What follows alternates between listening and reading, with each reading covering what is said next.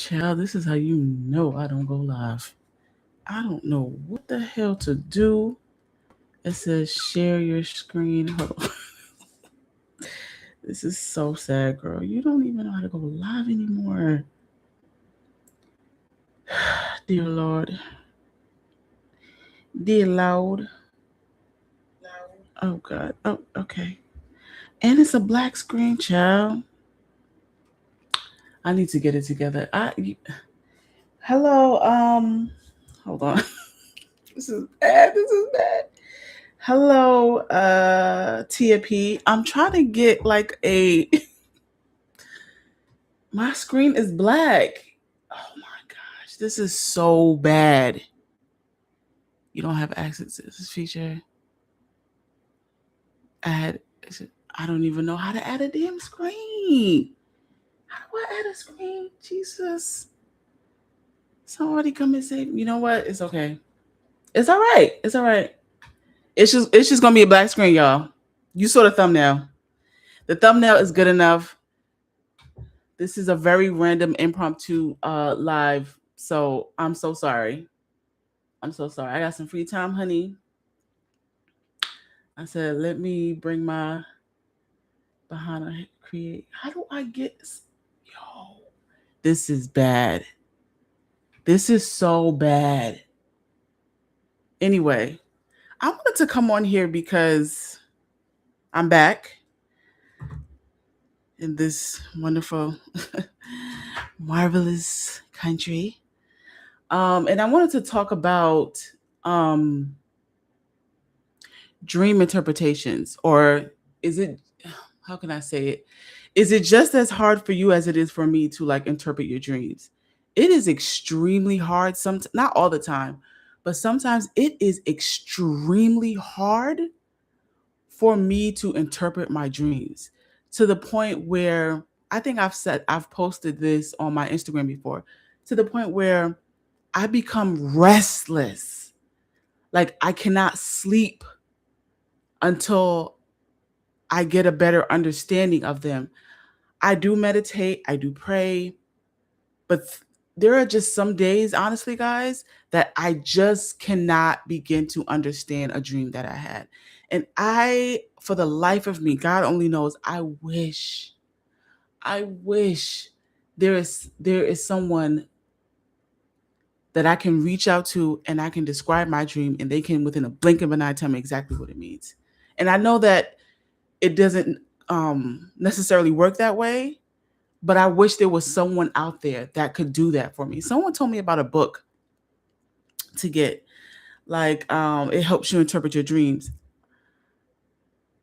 I don't even think a book would help me. It would have to be someone who is extremely, I don't want to say religious, but extremely spiritual and understands certain realities that I would say the average common person doesn't understand, because not everyone um, has the gift of having the type of dreams that I have, or not everyone has the gift of having like visions.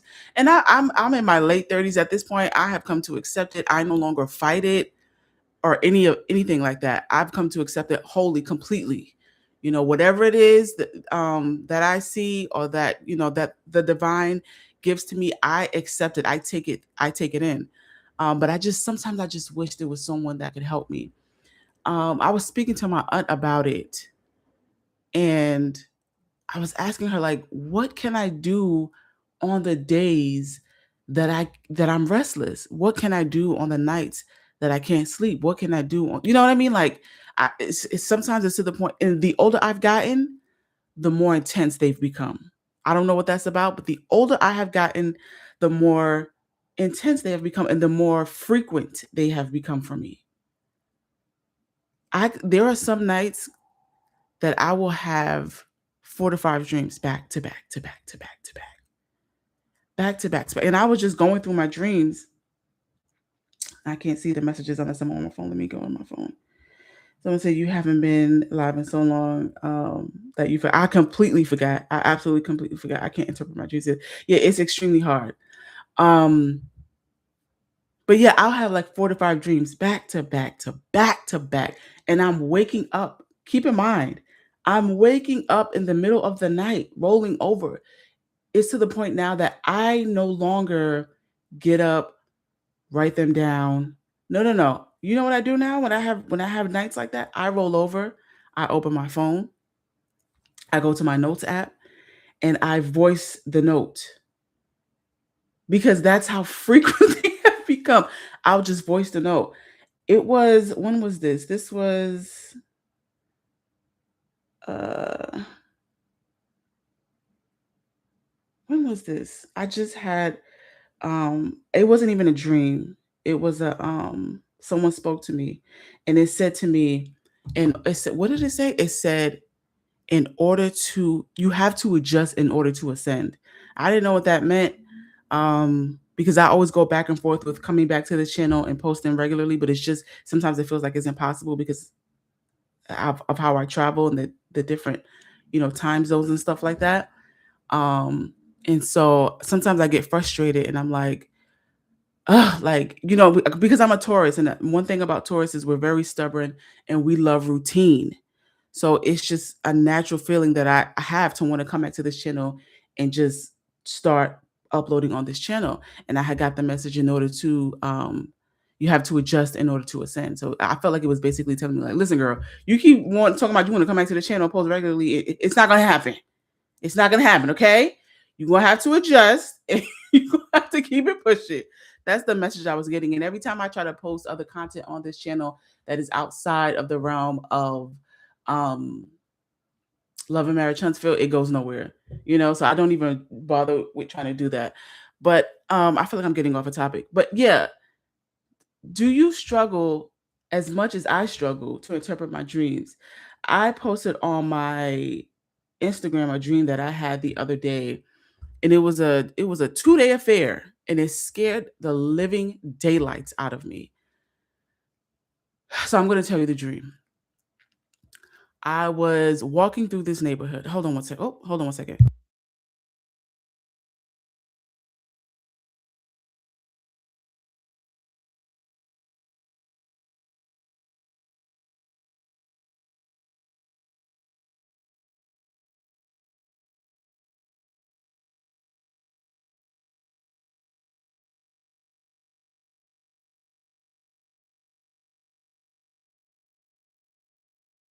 Sorry if you guys hear that noise in the background. I just cut on the AC and had to do something else real quick.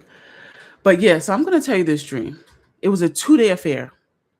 The first dream I had, I was walking through this neighborhood, right?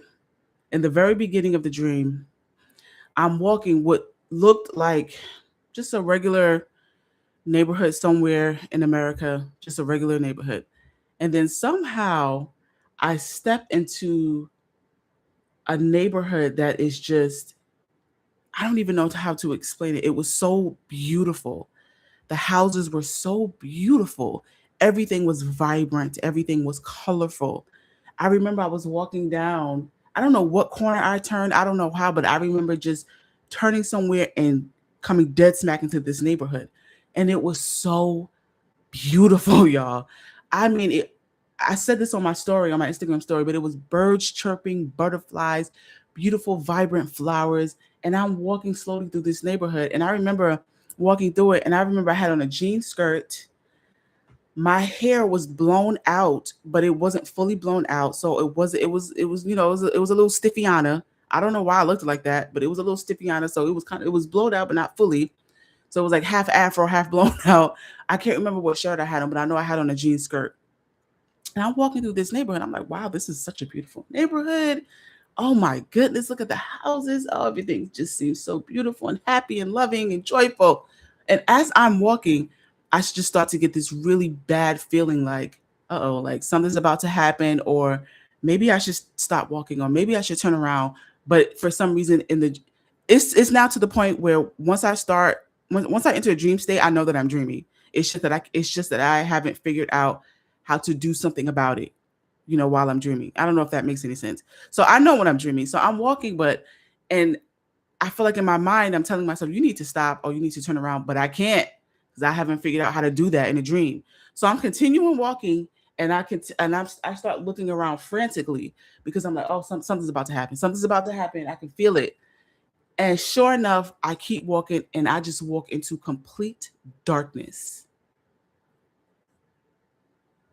Like complete. Oh, I'm getting chills.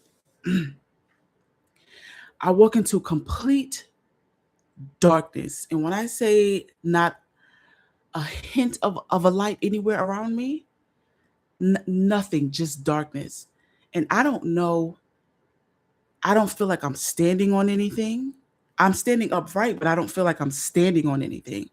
And I kid you not, it felt like the world had flipped upside down. That's what it felt like to me. It felt like the world literally flipped upside down. And for some way, somehow, I don't know why I'm standing in the middle of whatever is happening.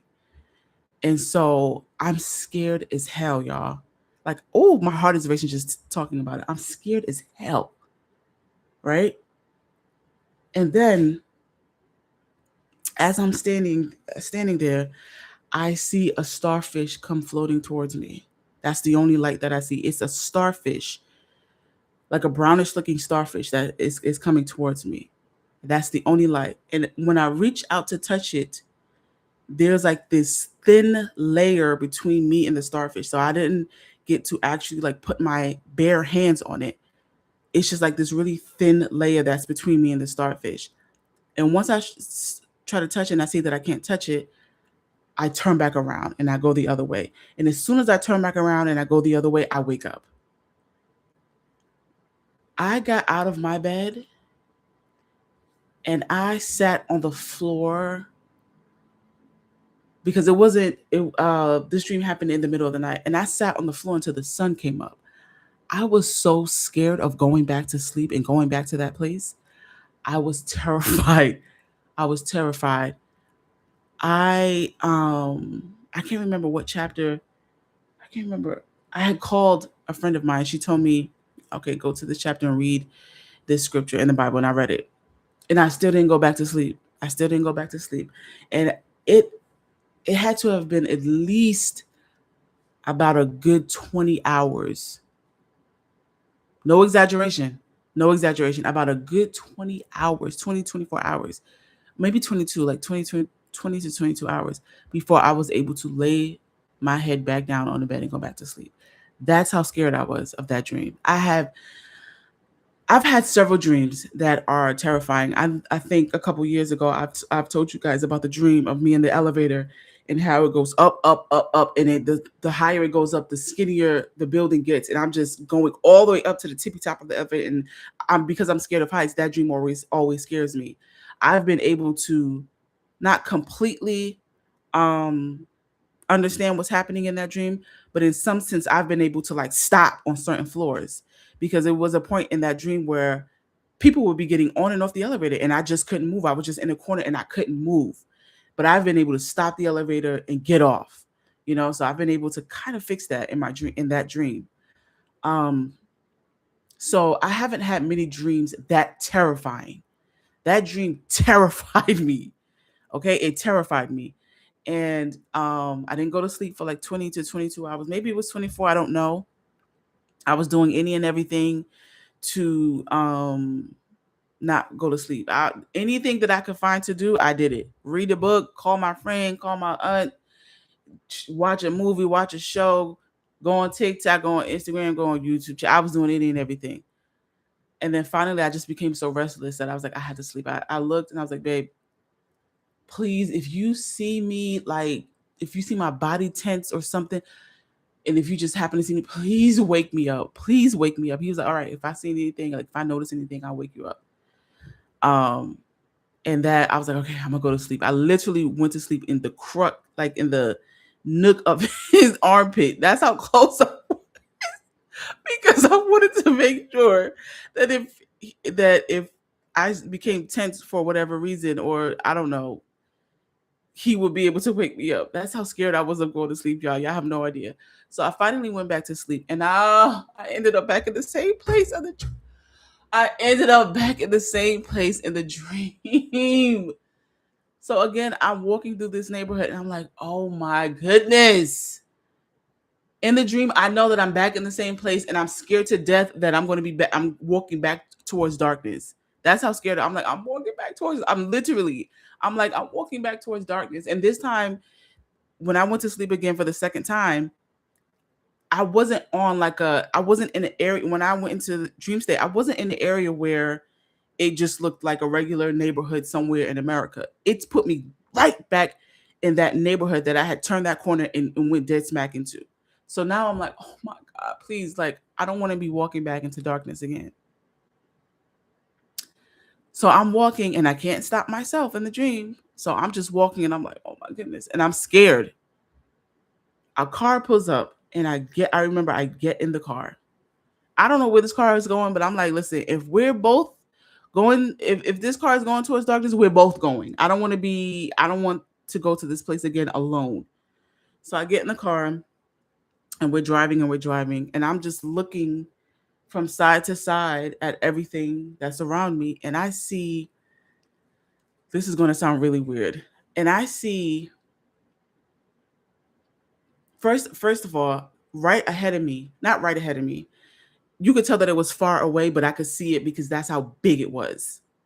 I see this huge tree, huge, enormous, gigantic tree.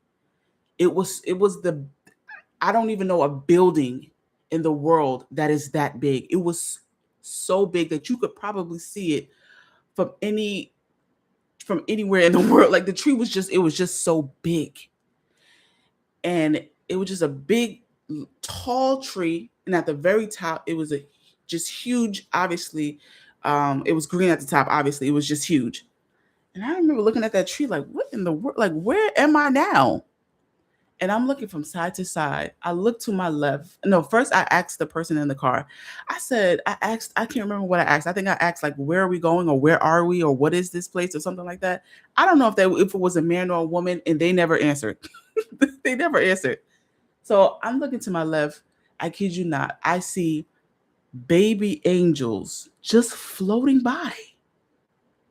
And I know I sound crazy right now, y'all. I know I sound crazy. But I see baby angel just floating by, like it was just floating by.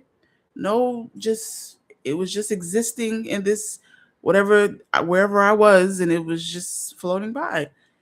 And I see just flowers and animals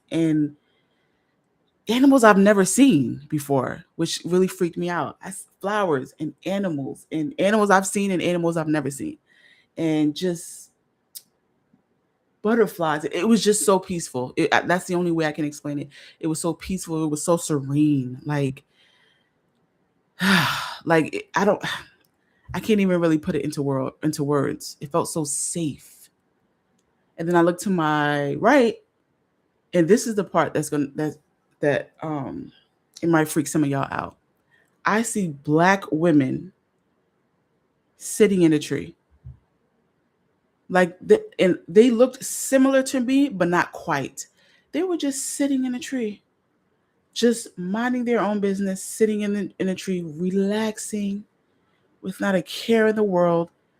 They were just sitting in the tree, and they were all. It wasn't like they were necessarily like talking or anything, but they just looked in a state of calmness and peacefulness. Like, just, I don't know how to explain it because I've never seen anything like that and I've never experienced anything like that. They just looked so calm. And then some of them were like, some of the baby angels were crossing to one side, and some of the women were crossing over to the other side. And those women, although they were floating like the baby angels, they weren't floating as high as the baby angels. So I saw some of the black women just floating over to the other side. And I remember looking on each side, and I remember thinking, oh, there is no drop off from wherever I am. There was no drop off to this. It was just like an endless type of, I don't even know what you would call it.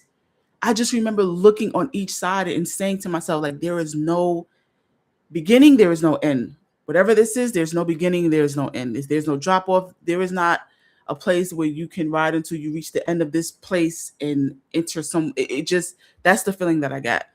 And as I'm looking ahead, I'm just looking at this huge tree, and we're just There was just I just remember seeing one road, and we were just driving towards this tree. And then I woke up. And then I woke up. And for the life of me, this was a couple weeks ago.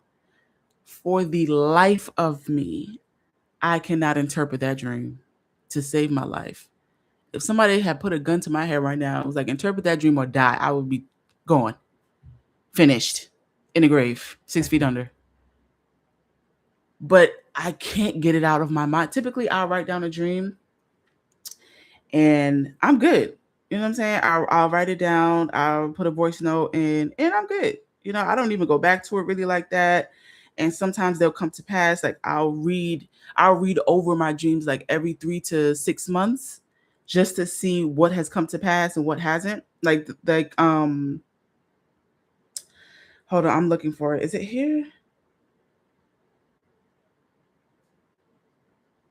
Yeah. So on March 1st, 2026, I had a dream that Chris Brown is going to release an album soon. And sure enough, he released a surprise album. That was I put 3/1/26. So sometimes I'll go over my dreams like every 3 months or every 6 months just to see what has come to pass. Just to I don't know, just to see what has come to pass. Um and I like I said, I'll have a dream, I'll write it down, I'll put a voice note in, and I'll let it go. But for some reason, this dream, I have not been able to let it go. I haven't been able to let it go. That's how much it has affected. I don't think any dream has affected me this much besides the dream I had about my niece passing away, which came to pass, and then the dream I had about my sister passing away, which came to pass. But besides those, I I don't remember any dreams that have affected me to this capacity. I just don't remember any dreams. I could be wrong, and they're just not coming to me right now. But this dream has stayed with me for weeks. I called my aunt about it eventually, and she was just as surprised and shocked as I was. And I remember saying to her, like, "Gosh, like, like." She gave me a number to another one of my mother's friends. She's an older lady, and sometimes she's really good with stuff like this. And I just remember talking. She remembered me. She's like, "Oh my goodness, I can't believe this is you," because we did a FaceTime. She was like, "I can't believe this is you. Look how big you've gotten. Last time I saw you was this tiny, skinny little thing running around." But we just didn't connect. I don't know. I just didn't feel the connection there. And I called her once about a dream I had, and that was the last time I spoke to her. But so yeah, I was talking to my aunt, and I was just like, I just really wish I could find somebody that really like gets me. You know what I mean? And I could just tell them something and they'll get it. Like I really wish I could find like a really good interpreter of dreams, not just any basic generic person that claims they can interpret dreams, child, like someone who has dedicated and devoted their life to this type of work. And I remember her saying to me, "Well, baby, you are the interpreter." And I just remember being so pissed off when she said that. I was like, that's not really what I want to hear after I told you of the nightmare that I had, just to fall back to sleep and end up in the same place thinking that I'm about to be in another nightmare. That's not really what I want to hear. Because I don't ever want to go back to that place where I was, where it was complete total darkness. So that's not really what I want to hear. I didn't say that to her, but I was just like, oh, okay, ha ha ha. But I was really pissed off that she said that because I don't think she understood just how scared I was. I'm telling y'all, it took me a good 20 to 22 hours to go back to sleep. I was scared of falling back to sleep and finding myself in that place again. That's how terrified I was of that dream. So I was really like asking, like, hey, do you know anyone besides that lady? And there was another lady she gave me. Like, do you know anyone else? Like a damn crackhead, like a fiend. Do you know anyone else? Well, hold on, let me write down their name. Where? Like, because I was so desperate, for answers. And I just haven't been able to let that dream go. I just haven't been able to let it go. That's scary. Yeah, it's very scary. Very scary. I wouldn't wish that dream on my worst enemy. I wouldn't wish that dream on my worst enemy. Hey, sis, so good to hear you. Thank you. Um, yeah, yeah. And and it'll happen to me at random moments. Like I'll be outside somewhere, or I'll be making, something in the kitchen, and the dream will just, I'll remember the dream. And I'm like, oh my God. Like, I just can't let this go. I just can't let it go. I need answers to this one in particular. This one in particular, I need answers to. And I'm like, was I in a different dimension? Was it, because I do believe there are multiple dimensions. I'm like, was I in a different dimension? Was this, you know, a place that you go when you die before you reach it? Like, I didn't know. Like I'm talking about the second part of this, when I went to sleep for the second time. I was like, is this a place that you go where you're waiting? I didn't know. I just have so many questions. I have so many questions about that dream. Like, why did I end up in that place of darkness like that? And why, when I went back to sleep, a person came and took me somewhere else? Was this intentional? Like, was I supposed to see both sides of the coin to understand? Like, I don't know. As I'm talking to y'all, I'm trying to figure it. I don't know. I don't know. I have a few dreams that I remember vividly. Most aren't good. Wow, really? Most aren't good?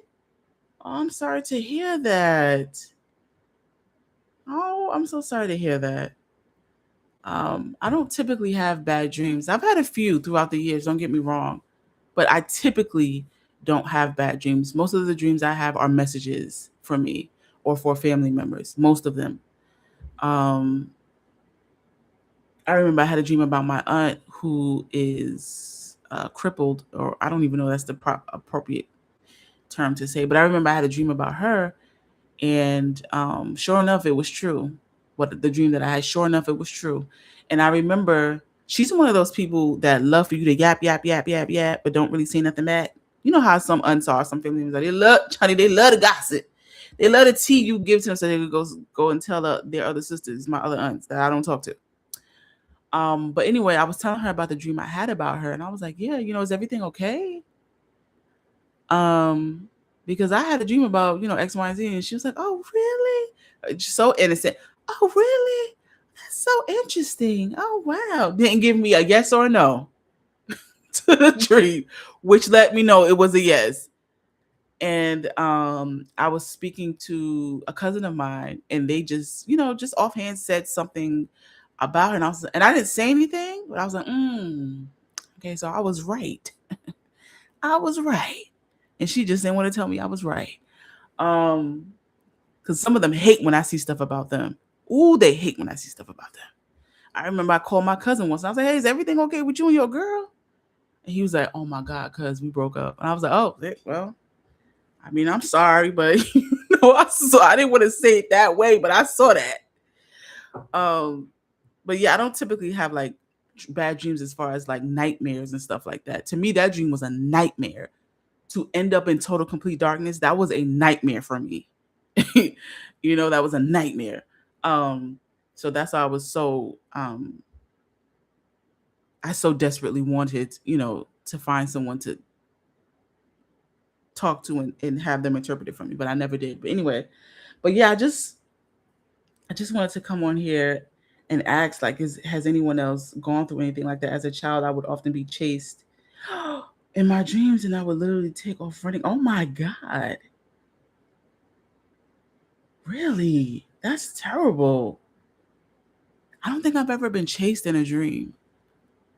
I don't think I've ever been chased in a dream. Wow. Have I? I don't think so. That's deep. You should I don't know what you practice. I don't know, what religion you practice, but you need to pray and meditate. Do you still have dreams like that? Tia P, do you still have 9? 449. That's terrible. Wow. I've never had a dream like that. But yeah, so that dream has been on my mind for far too long. And I in a sense I want to forget it, but at the same time I don't want to forget it because I don't want to forget it and end up back in that place and be there and like, oh damn, it's because I let the dream go, it's because I forgot about it.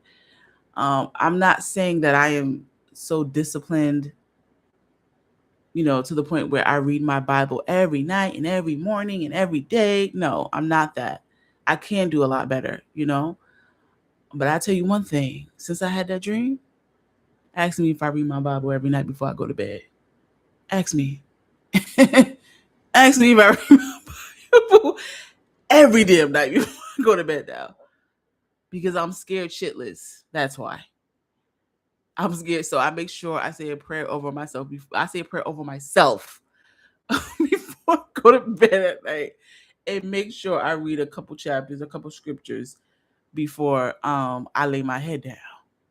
Yeah, I don't know if that was God trying to teach me a lesson. Like, so you think that you could just come in and out of this when you feel like, all right, I got something. I don't know if you're trying to teach me a dream, the divine was trying to teach me a dream, or I mean a lesson, or what.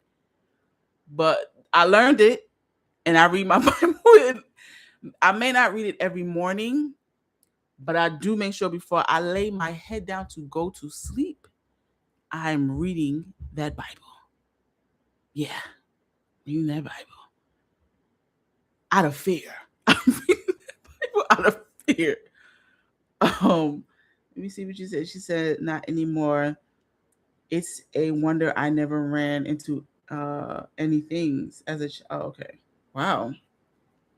Wow. But yeah, I just wanted to tell you guys about that dream. And I just wanted to ask, has anyone ever dealt with anything like that? And I'll give you one more dream that I had. And I called my aunt again about this dream. And she wasn't really much help. I think she just, because she that my mother had this gift as well. My mother would always see numbers. She would always have dreams that will come to pass. Um, I think that she even saw herself passing away. She was very, very gifted with that, to be able to just see things before they happen. I don't know if mine is as strong as that. Well, I can't even say that because I saw the death of my niece and my sister. Um, but yeah, so I think she's just, my mom used to always call her, and she would always tell her about her dreams. And I, for some reason, I just get the feeling that I don't, when I call her, I don't think she answers to necessarily help me with interpreting my dreams, but just to hear the dreams. Because she's always said, like, I just find that so fascinating that people can have dreams like that and they can come to pass. Or you can have a vision, you know, in the middle of the day, or you're randomly doing something, you can have a vision and have to hurry up and write it down, before you forget it. She just always found that fascinating. And so I think when I call her, I just think, I don't know, I think maybe I remind her of my mom in some sense. I really don't know. I really don't know. But I'll tell you one more dream I had before I go to bed. Um, this dream was really weird. I had a dream about pomegranates. And in the dream, there was a person explaining to me, I can't remember what they were saying, but there was a person explaining to me the importance of pomegranates. And I didn't get it. I didn't understand it. But one thing that I did understand from whatever they were saying to me was that the seeds are very important. Never give away the seeds of a pomegranate. I was like, okay. I didn't understand that. So then I was walking, and as I'm walking, I see that the sky just looks really weird. It just looks, I don't know how to explain, it just looks really weird. And as I'm walking, at some point, a robe comes over me, a long red robe. The robe was so long, it was I remember it was dragging on the floor. It was so long. And someone had put something in my hand. It was like a long stick. Someone had put something in my hand, and then someone had put something on the crown of my head. And I remember I'm just walking, and some guy comes up to me, and he starts talking to me about the pomegranate seeds that I had. I had the fruit, and he starts talking to me about the pomegranate that I have in my hand, and he starts trying to get me to give him the pomegranate seeds in it. And I'm not saying anything back. I'm just listening to what he's saying. And he keeps trying. We do this back and forth thing where he keeps trying to get me to give him the pomegranate seeds. But because I didn't understand the message that the first person was trying to tell me, and I didn't understand what they were trying to tell me as they were putting this stuff on me, I give I give the guy the pomegranate seeds in the dream. And as soon as I give the pomegranate seeds, I immediately feel a sense of not shame, but feel a sense of like, oh my God, like I shouldn't have done that. Like, why didn't I follow my intuition, or why didn't I listen to what my spirit was telling me? It was telling me not to give away the seeds, but simply because I didn't understand it, I gave them away, even though my inner self was telling me don't give them away after what that person just said to you. Even though, like I said, even though the first person was talking to me and I didn't understand what they were saying to me, because sometimes I feel like they're not speaking to me in English.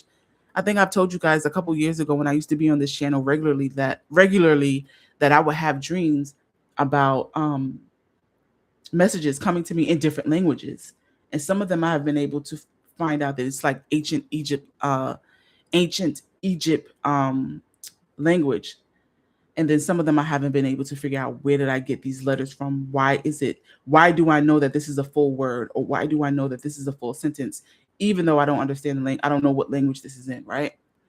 So sometimes I'll have people in my dreams who they're clearly talking to me, but I just can't understand what they're saying. That's like the dream I told you guys about a couple months ago, where the lady was sitting in front of me and she kept saying the archangel Michael, but she was saying it in Spanish. So she kept saying it in Spanish, and I would repeat it to her in English. Like, why you keep saying to this? Why you keep telling me this in Spanish as if I understand? So there's some times where I can understand what they're saying, but most of the time I don't understand what the people are saying to me in my dream. It's almost like a feeling. It's almost like they're telepathically saying it to me. Like, you could see their mouth moving, but I won't understand what they're saying. I can't explain it to you.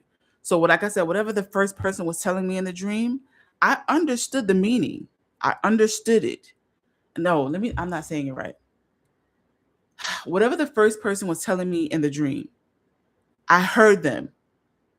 I didn't understand what they were saying out of their mouth, but my spirit, I heard them. But I just didn't understand it. I didn't understand why, or what does this mean? Like, what do you mean these seeds are special? Why? Like, it doesn't make any sense. And it was so, that interaction with me and that person was so brief that I was like, okay, whatever, like, whatever. And like I said, as I'm walking, a robe comes over me, a red robe, a long red robe comes over me. As I keep walking, I look down, there's a stick in my hand. I'm like, okay, I keep walking. Someone puts something on the crown of my head, and I just keep walking. And then, like I said, I end up in front of this other man, and he's bargaining with me for my pomegranate seeds. And my dumbass gives him the seeds because I don't understand what is in the seeds. And like I said, I'm just like, and in the dream, I'm like, oh my goodness, I should not have done that. Like, immediately I feel a sense of like, I need to get them back. But it was too late. Once I gave him to him, he disappeared. I remember him turning halfway and he was gone. And the other person came from the beginning, came back in front of me and looked at me and started talking to me again. I didn't understand what they were saying, but they were basically, but I didn't, this doesn't make any sense. I didn't necessarily, I could see their mouth moving and knew that they were talking to me, but I couldn't hear, I didn't understand them. I know it doesn't make any sense. And so from what they said, from what I understood, was that you failed this test. You should not have given away those pomegranate seeds like I said, and you failed this test. And I remember in the dream, I was thinking like, oh, like they're gonna take away my robe and my stick, and I don't know what was on my head. I was like, they're gonna take it away. And I remember the dream, the person was like, no, we're not gonna take it away. This was just a test that, unfortunately you didn't pass, like, we'll come back at a later date, but you didn't pass this test right here. You didn't pass. And I remember looking up at the sky and the sky slowly started to lighten up. It slowly started to, it would look like it was like the sun was rising, basically. Morning was coming. And I remember looking back at the guy, and he was like, yes, like, and he was showing me like that was his way of I don't even know if it was a he. I feel like it was a he. But that was his way of showing me like, yeah, look, the sun is still rising. You're okay. It's not that big of a deal. We just wanted to see if you would pass this, and you did, and we'll come back. We're not taking your stick, we're not taking your robe, we're not taking what's on your head. Look, the sun is still rising, the sky is becoming lighter. It's okay. That was the message he was telling me, like, not to worry. And then I woke up. And I remember I woke up and I felt so bad, y'all. I cried. I felt so like I felt like not in the dream, but in my waking state, I did feel a sense of guilt and shame. Like, you fucking idiot. He told you not to give the damn pomegranate seeds, and you gave them away. Like, why did you give them away? That dream really messed with me, like, in that way. Like, I was like, oh, I kind of feel like an idiot. Like, oh man. And I know that I wasn't necessarily maybe supposed to feel that. As I'm talking about it right now, I'm getting a little emotional because I still don't understand why I gave them away. I don't understand why I did that. Like, I'm kind of pissed and emotional at the same time. I don't understand why I did that. But I remember I just gave them away. And I haven't seen that person since in my dream. There's a lady that I constantly see in my dream. It's an older Black lady, short, skinny lady with a small, short gray fro. I see her from time to time in my dream. She always comes and gives me messages, child. And I make sure I write them down because they always come to pass. But yeah, it really bothered me that I gave them away. As a child, I would have, okay, I read that. It's a wonder I never ran into. Okay, I read that. Not anymore. Okay, you don't have those dreams anymore. Got it. I just took the seeds out of 2 pomegranates. You lying, Tia P. You're lying. Are you serious? Are you serious? Be careful, Christians. Seek God to interpret your dreams. Anything else can be witchcraft and quickly take you down a path of darkness. We seek God for knowledge. Anything else is from the evil one. But yeah, that really bothered me that I gave my pomegranate. That is so interesting. Just today, you cut open a pomegranate? That is very interesting. Kind of scary. Kind of weird. Nope, I promise I did. But yeah, I woke up from that dream and my man was like, "What's wrong?" And I was just like, I did something I wasn't supposed to do. He was like, "Huh? What are you talking about?" I was like, I did something stupid. Just forget it. And I remember him saying to me, he's like, "Yo, you really need to go and like, because everywhere we go, I always make a prayer room. I don't care where we are. I always make a prayer room." He was like, "Yo, you really need to go in that prayer room and ask, God, the divine, like," and he made me laugh, but I was just like, "Oh, just please be quiet. Like, you won't understand this." But yeah, I felt really, really bad. I felt really bad after that dream because I heard what the first man was saying to me. I heard what he was saying to me. And I just still chose to just give the pomegranate seeds away. Like, and I'm telling you, when I woke up, I was like, why did you do that? I was talking to myself like, why did you do that? No, he didn't take anything away from you, but he should have, because he told you what was ahead of you and you still gave him away. But yeah, just today I cut open 2 and they have been sitting on my counter. Wow. That is so strange. I don't know. Maybe you and I both needed to get something from me saying this. I don't know. Who knows? Child, I don't know. But yeah, that was another dream that I had that really stayed with me.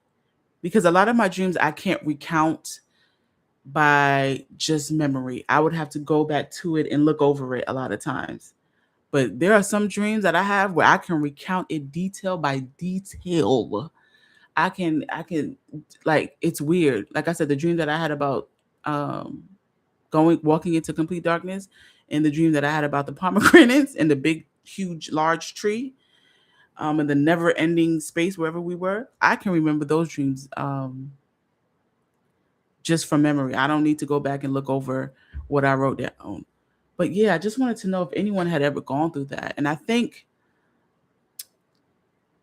it's weird because when I travel now, I tend I always tend to find like expat communities of obviously like Black people. And sometimes I'm an introvert. I'm an extreme introvert. I will always be an introvert. The only reason why I, go to these expat um gatherings, functions or whatever, it's a low key, it's to schedule, play dates sometimes. That's the only reason why I do it. I can't make everyone, just because I'm an introvert, I can't force everyone else to be an introvert. That makes sense. And my man is not an introvert. So I force myself to do it. But one thing that I can tell you that I have been running into is, I said this a few years ago on my channel, and I said that Black people have had such an awakening over like the past few years. We've had such an awakening over the past few years that I think that's why the government is trying so hard to roll back. They gutted the Voter Rights Act. I think that's why they're trying so hard to roll things back. They're taking down certain artifacts, banning books pertaining to Black Americans, African Americans, whatever you call yourself, ethnic Black American, foundational Black American, African American. If you're still using the term African American, whatever. I think that's why they're so gun ho on removing so much, because they know that we are awakening. And when I travel, I'm scared to say this on here, but when I travel and I'm in these Black expat communities, I kid you not, the women, they feel it. And we will have these long conversations about the awakening that a lot of us have had, and it's like almost like a spiritual download a lot of us have received. It's so weird, y'all. It's so weird. It's so weird. And I'm not even intentionally, like, purposefully, I don't even know the right word. I'm not looking for these type of women. They are just, somehow we're just finding each other. And I did say a prayer a few years ago. I was like, God, surround me with like-minded people. I remember that was a prayer I had prayed. Like, I want to be around like-minded people as far as spirituality and their understanding of what's the word? Their understanding that, you're not going to find everything you're looking for in one book. And I'm not going to say the book, because I know a lot of you gun ho carrying anyway. And I was like, just, surround me with like-minded people who have more of a worldly view on things, and they're not just stuck on this one thing and get all their information from this one thing. And I don't want to say it on here. I know y'all know what I'm saying, but I don't want to say the word. It starts with a B, and that is exactly what God has done. That is exactly what God has done. And I'll say this. I was having a conversation with, this is the last thing I'm going to say and I'm going to get off. I was having a conversation with my aunt about Christianity. And I said, I don't subscribe to Christianity. I don't see myself as a Christian. Do I read the Bible? Yes. Do I believe in the Bible? Yes. Do I believe every last single thing in the Bible? Absolutely not. And I think that's why God is so specific in the chapters he gives me to read. I know I've said this so many times on here that I will get a message to read the book of such and such, read the book of such, and I will put it in my phone, and in the morning, um, I'll look over all my notes and all the times that I got that message. It could be like 2 or 3 different chapters, and I'll go and I'll read them. Um, and I was having a conversation with my aunt, and she was like, "Well, um, Christianity existed in Africa, even though people like to say that we are a lost people and that we follow the religion of the white man." She was like, "Christianity existed in Africa prior to us coming over here. And, how do you know, for sure that we became Christians once we came over here?" And I said, Christianity could have possibly existed in Africa. I'm not saying that it didn't. I don't think necessarily, not black people, but I don't think the form of Christianity that white people practice is Christianity. I think whatever they had picked up in Africa, they flipped and reversed a lot of it and made it their own to serve their own whatever. I don't think even when you look at how we celebrate and how we practice Christianity, or in our churches compared to theirs, we're just not the same. I don't even want to go down that rabbit hole, and I'm trying to be careful with what I say. I don't even want to, go that deep, but it's clear as day. Whatever type of Christianity or whatever you call it that they practice is clearly not the same type of Christianity that black people practice. And I think that's one of the main things we need to recognize and realize. Yeah. Okay.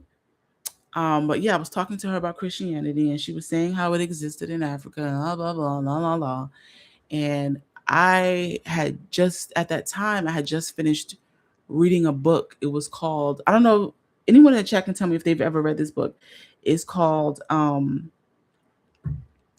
A Fugitive Slave by William Wells Brown.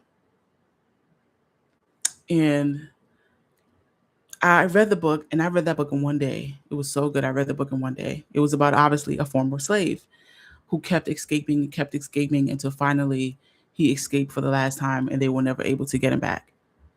And I read the book, and it was so good. And, sometimes when you read things that fast, you'll miss a few things. And so I was, I forgot what I was doing that day. I was doing something. I think I was putting something together. I can't remember. And I was like, dang, something in my spirit was like, I want to read that William Wells Brown book again. But I couldn't read it because I was doing something. So I was like, well, let me see if they have a narration version of it. And sure enough, he narrated it. I didn't know that he actually narrated it in whatever year this was, 18 something, right? Or 17 something. I can't remember. Because I've been reading a lot of books from that era, 16 something, 17 something, 18 something. Anyway, so I was listening to the narration, and he started talking about religion. And he said, and I remember reading this in a book and being pissed off, but for some reason, hearing his voice say it, it pissed me off even more. He said he was in charge of getting the slaves that had just, I think, landed in the quote unquote Americas. No. He said that he was in charge of getting slaves from the antebellum South that had just, I think, came more up north to be resold, but they were older. So he was in charge of plucking the gray hairs from the men's chin. He was in charge of using, at that time, there was no such thing as makeup. So he was using, if any of them were bruised or beaten before they were sold, he was in charge of using gunpowder to blotch their wounds or their bruises. He was just in charge of making some of them look younger, basically, or more fit or whatever. And he was talking about this one girl, and he said that she was up on the selling block. They actually had a selling block for us. So you guys should really read the book. It's called A Fugitive Slave by William Wells Brown. He talks about the selling block. He talks about the girl being on the selling block. He says she couldn't have been any older than, I don't know, 20. She was a very, very young woman, girl, whatever. And he says, and I'm telling my aunt this story, and I think it kind of made her upset. because I was pushing back against what she was saying. And he said that because I guess she looked so like disheveled or whatever, she had only sold initially for $300. She had only sold for $300. And her former enslaver, I guess he rode down from the antebellum South to up north with them to sell her off. And so he gets on the chopping block next to her. I haven't read the book. You have to read it. This, when I tell you this pissed me the fuck off so bad. Oh, it pissed me off so bad. He gets on the chopping block next to her. And he says, like, as they were moving on to the next person that they were going to sell, he says, wait, she has religion. Do you know that that girl sold for $700 instead of $300? She sold for $700 instead. She sold for $700 instead of $300 because she had religion. And in the book, William Wells Brown says something like they sold her body for $300, but they sold her mind and spirit for $400. And that just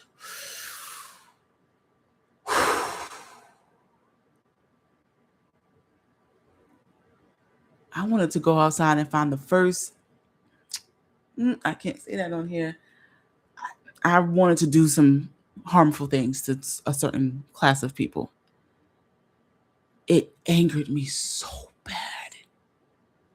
bad. Because we were all under the assumption that as soon as we got off the boat or before we made it to the Americas, right when we were getting on the boat, that they were indoctrinating us with their form of religion. And that wasn't necessarily the case everywhere. And it wasn't the case with this girl. She had just recently been introduced to religion. And she sold for more because of it.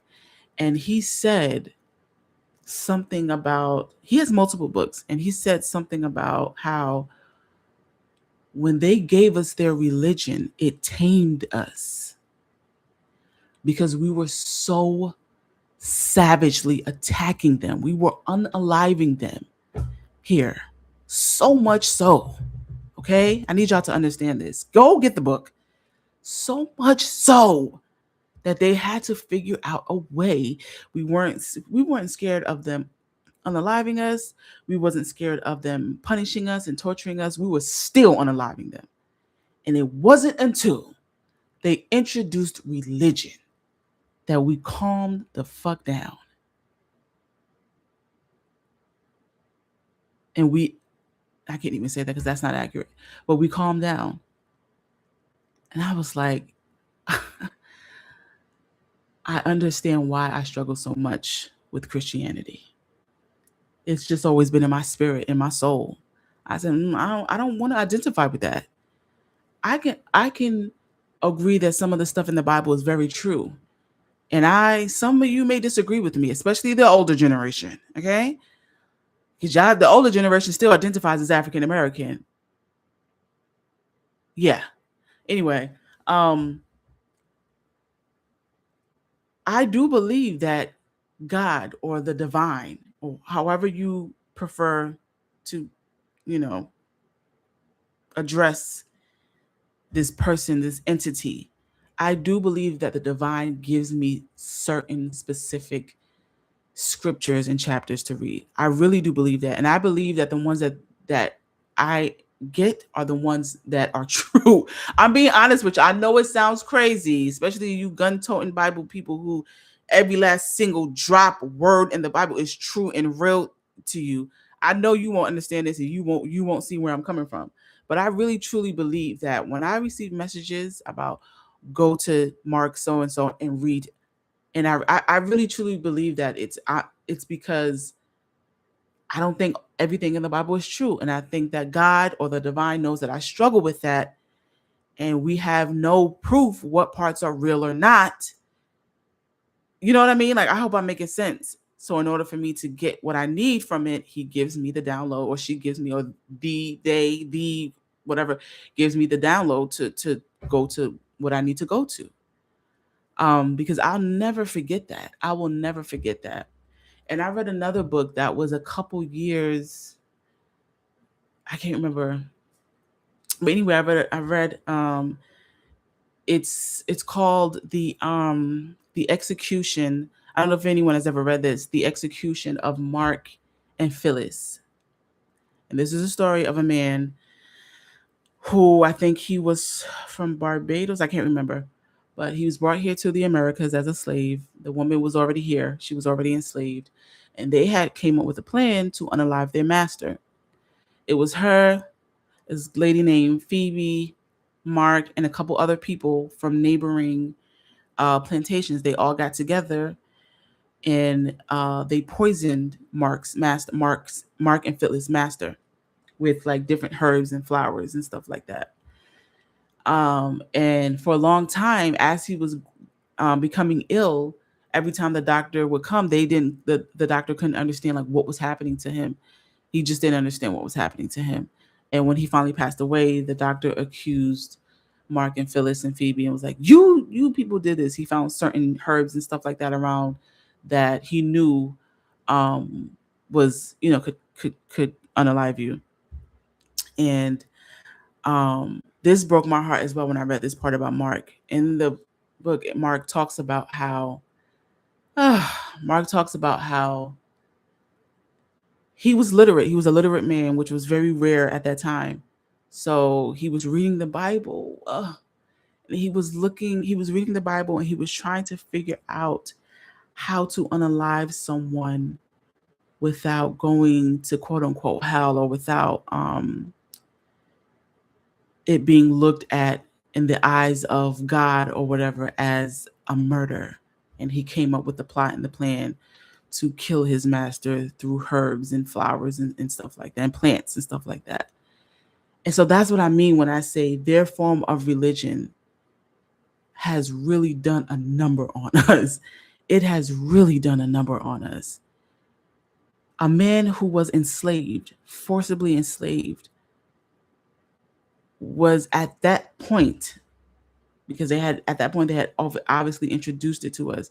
He was so scared of going to whatever form of hell that these people lied to him about, that he didn't even want to unalive this man for his freedom. Not because he was doing anything wrong or illegal, but because this man was holding him against his will. So if you holding me against my will, it's either you or me. Okay, one of us are coming out of or are not leaving out of this place alive. But because of the religion that he was that was forced upon him, he no longer had that. What do you call it? He no longer had that. I don't even know the right word. That I don't even know the right word. It's not will. I don't know the right word to use. So maybe somebody could put it in the chat. But he no longer felt that he could unalive this man in that way, like with his bare hands, or knocking him over the head with something, because he thought that, according to what they said, he would go to hell, even though they were holding him against his will, even though they were beating him and torturing him. You know what I mean? Like, even though at one point they stopped him from seeing he had a whole family on the other side of town. They no longer allowed this man to go and see his family, because what they were doing was they were renting him out because he was literate.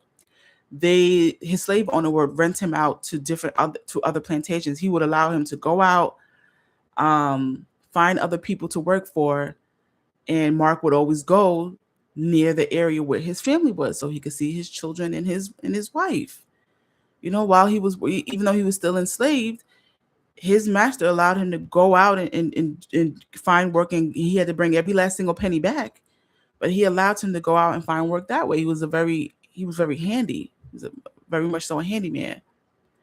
And for some reason or another, they barred him from, I don't know, working in that area for whatever reason. And he said, no, I'm not having that. Why? Why can't I work in that area? That's where my wife and my children are. And I think it's because that they were about to sell some of his children or whatever. And they didn't want him around, obviously, when that happened. So yeah, he found a way to kill him. But the fact that he went through all that turmoil mentally, spiritually, emotionally, trying to figure out a way to do this without, murdering him and then going to hell for murder, even though this man was the devil. He was Satan's spawn, literally beating you and depriving you from being with your family. Like that, it just broke my heart. Their form of Christianity have really done a number on us. And like I said, I feel like that's why they're banning so many of those kind of books. They're banning so many of those books. Like, it's insane. It's insane. It's really hard for me even now to find books from the 1600s, the 1700s, the 1800s. It's even the early 1900s. Sometimes it's really hard for me to find certain books that I'm looking for that were written by formerly enslaved people. It's really, really hard. I be using a VPN and doing a bunch of other things that I shouldn't be doing. But yeah. If you really want to know the tea about what we were going through, and if you really want to understand why some people in our community decides to walk away from Christianity, and you look down upon them, or you view them as I don't know, you view them as whatever, go and read some of those books and see how they used that. See how they used their Christianity against us. Because it was another book I was reading, and it was about the slaves in Louisiana, and how on Sundays, sometimes Saturday and Sundays, but how on Sundays they would allow their slaves to go out and be free and congregate, at certain places, and dance and sing and play music. And they stopped doing that, and they started forcing the white preacher to come up and preach certain parts of the Bible to calm them down, because they kept getting having revolts and uprisings. So they said, you know what? No more fun. No more Sunday fun day. No more Sunday fun day for you. It's not funny. It's really not funny. But they was like, yeah, no more Sunday fun day. Now on Sundays, I had this white man come over here and preach to you something in this Bible from the chapters that we added and made up and put in. Thou shalt obey thy master. And yeah. So like, when you read stuff like that, y'all, man. Yeah. I don't even know why I got on that topic. Oh, because I was saying that I don't identify as well, this has been a few years, but yeah, I don't identify as a Christian. That term, I don't identify as that. Mm-mm. Mm-mm. And I know a lot of women, in particular, Black women, who have been waking up from that spell. We are not all the same. We're not. There is no one on this planet that can tell me that Black people were not the first people on this planet. We were not the first ones to cultivate this earth. So we are all not the same. We're not. I never thought for a second that this was supposed to be our quote unquote heaven, but it damn sure was supposed to be our haven, until these beings came along and said otherwise. So we are not the same, because despite of what they've done to us, of the torture and the brutality and the killings and the sodomizing and the rapings and the hangings and the skinnings and the eating of our body, of our flesh, barbecuing our body and eating it, snatching our babies away right at birth, just all of it.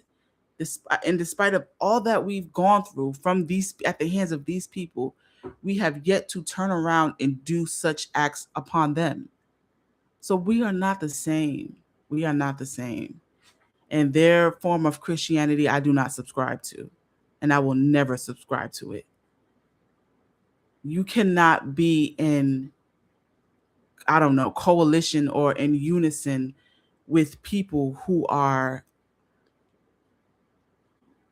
of Satan.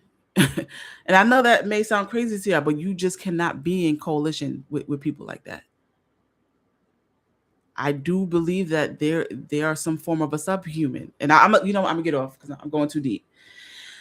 I'm going too deep. But yeah, thank y'all for tuning in.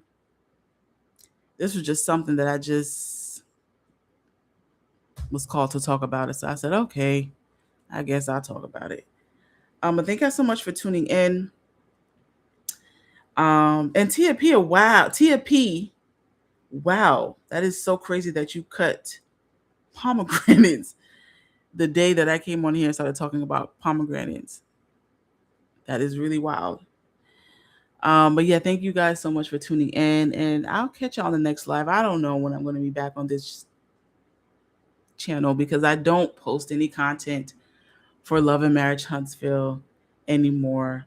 But if you'd like, you can subscribe to my other channel.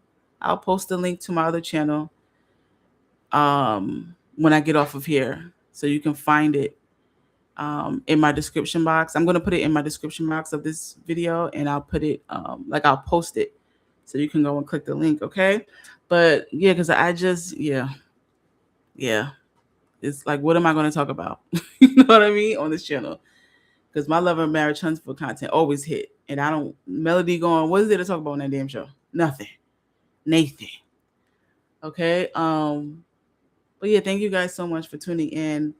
And I'll catch y'all on the next one. Bye, girl. Bye, girl. La la.